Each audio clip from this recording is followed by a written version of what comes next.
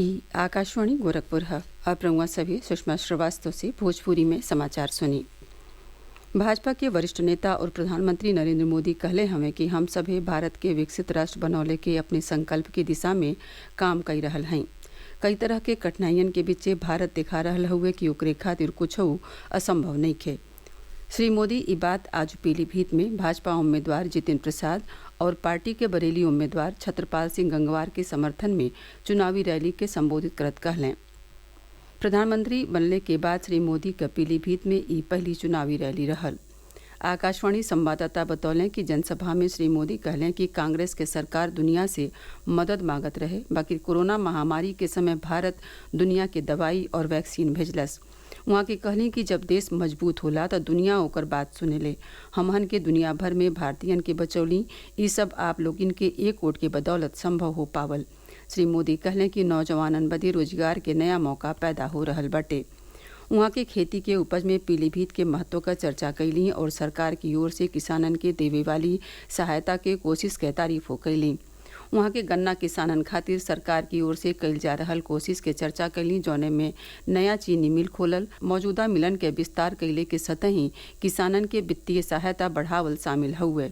एह मौका पर वरिष्ठ भाजपा नेता और मुख्यमंत्री योगी आदित्यनाथ कहलें कि प्रधानमंत्री नरेंद्र मोदी के अगुवाई में आज हमहन के बदलत भारत के देख रहल हैं, जहाँ सुरक्षो बाटे, सम्मानो बाटे, विकास के बढ़न योजनो बाटे और गरीबन के कल्याणो बदी योजना बाटे। श्री योगी रामोपुर में एगो चुनावी सभा के संबोधित कैलें। चैत नवरात्र के साथ ही अजवे से नया संवत के शुरुआत हो गई हुए। नवरात्र के मौका पर आस्था और उल्लास के वातावरण में प्रदेश भर के दुर्गा मंदिरन में आज ब्रह्म मुहूर्ते से श्रद्धालु माता के दर्शन पूजन कर रहल हुए। नवरात्र के पहले दिने आज माँ आदिशक्ति के शैलपुत्री स्वरूप के आराधना कईल जाला।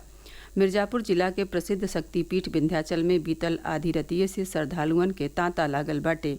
एजा देश के अलग अलग हिस्सा से श्रद्धालु माँ विंध्यवासिनी के दर्शन पूजन करे पहुंच रहल हुए। बलरामपुर जिला के देवीपाटन शक्तिपीठ पर आज भोरवे से श्रद्धालु लाइन में लग के माता के दर्शन पूजन कर रहल हुए।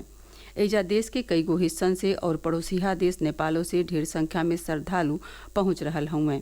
यहाँ चैत नवरात्र से शुरू होके एक महीना ले चले वाले राजकीय मेलों के आज शुभारंभ हो गई। महाराजगंज जिला के लेहड़ा देवी मंदिर, चित्रकूट जिला के पुरानी बाजार के पेशवाकालीन प्राचीन काली मंदिर, गोरखपुर के चौरी चौरा में स्थित तरकुल्हा माई मंदिर, कुसमी जंगल के बुढ़िया माई मंदिर, जौनपुर जिला के ऐतिहासिक शक्तिपीठ माँ शीतला चौकिया धाम में आज भोरवे से श्रद्धालुअन के तांता लागल बाटे। बनारस के सज्जो दुर्गा मंदिरन में चैत नवरात्र के पहला दिन आज माँ आदिशक्ति के पहला स्वरूप शैलपुत्री के पूजा कईल जा रहल हुए। नया संवत और चैत नवरात्र के पहला दिन ने आज अयोध्या में भगवान रामलला विशेष वस्त्र धारण कैलें। प्राण प्रतिष्ठा के बाद पहली बेर रामलला के वस्त्र का शैली बदलल गईल हुए। उनके कपड़ा पर मोर आ औरियो वैष्णव चिन्ह के रंग बिरंगा रेशम के साथ ही सोना और चांदी के असली तार से कढ़ाई कैल गईल हुए। ओहर रामनवमी पर रामलला के सूर्य तिलक लगावल जाई। रामनवमी पर दोपहरिया 12 बजे करीब 4 मिनट ले रामलला के माथे पर सूरज के किरण पड़ी।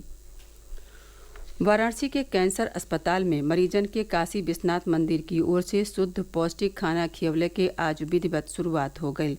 काशी विश्वनाथ मंदिर के मुख्य कार्यपालक अधिकारी विश्वभूषण मिश्रा बतौलें कि मंदिर के ई पहल सामाजिक जिम्मेदारियन के निभौले का हिस्सा हुए। बनारस के कैंसर अस्पताल में भर्ती मरीजन के शुद्ध खाना उपलब्ध करौले के उद्देश्य से आज नवरात्रि के पहला दिन विशिष्ट लोगिन के मौजूदगी में कैंसर अस्पताल के खाना उपलब्ध करावे वाली गाड़ी के रवाना कईल गई। काला नमक चाउर के दुनिया भर में पहचान दियवले में महत्वपूर्ण योगदान देवे वाले कृषि वैज्ञानिक डॉक्टर आर.सी. चौधरी के राष्ट्रपति 22 अप्रैल के पद्मश्री से सम्मानित करी हैं। डॉक्टर चौधरी संत कबीरनगर जिला के झुंगरापार गांव के रहवैया हुए। प्रतापगढ़ जिला के हथिगवां थाना क्षेत्र में फूलमती नाला के लगे काली ढेर रात के लखनऊ प्रयागराज हाईवे पर एगो निजी बस और ट्रक के टक्कर में बसे में बैठल 3 जने के मौती हो गई, जबकि 10 जने घायल हो गए। घायल लोगिन के इलाज बदे सामुदायिक स्वास्थ्य केंद्र कुंडा ले आवल गई। प्राथमिक उपचार के बाद उन्हें SRN अस्पताल प्रयागराज भेज दिहल गई। बस में बैठल सज्जो जने उन्नाव से विंध्याचल धाम माई विंध्यवासिनी के दर्शन करे जात रहलें। लखनऊ प्रयागराज हाईवे पर सामने से आ रहल ट्रक से टक्कर के बाद बस पलट गई।